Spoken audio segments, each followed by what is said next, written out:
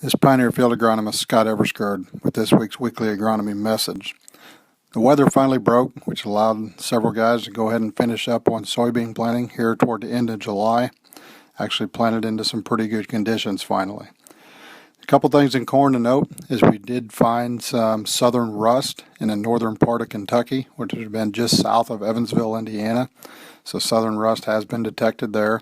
The key thing to southern rust we have to watch is it's a very aggressive pathogen. Will run a life cycle in 5 to 7 days and really favors warm, moist conditions.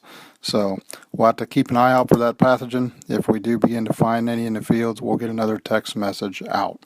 But please be out in your fields. It's pretty easy to discern southern rust in a field. As you walk through, you'll walk out, and if your shirt's orange or changed colors, there's a pretty good chance you got some southern rust out there. Also been getting the question this year with some pretty favorable conditions on some of the corn that got off to a good early start about the multiple ears. A lot of stalks developing, obviously the primary ear and the secondary ear, in some cases even the third ear trying to form. The question is that a good thing or is that a bad thing? In all actuality, it's a good thing. That tells us the plant has had very good growing conditions and thinks it can produce more than one ear. The thing to note is that the primary ear will never suffer because of the appearance of a second or third ear. The plant will finish the first one before any resources are diverted to a second or third ear.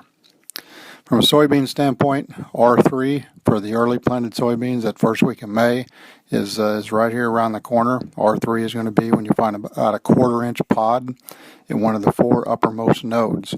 So that timing is where we see the best results for spraying a fungicide in beans. And if you're going out there with that fungicide, keep in mind an insecticide may be warranted as well, as there are several critters out there running around in the bean fields that also nibble at yield throughout the season. And finally, for those that grow alfalfa, we've seen the wet weather take its toll on alfalfa stands this spring. August is right around the corner, and before we know it, it'll be time to sow some fields down for a late summer planting of alfalfa.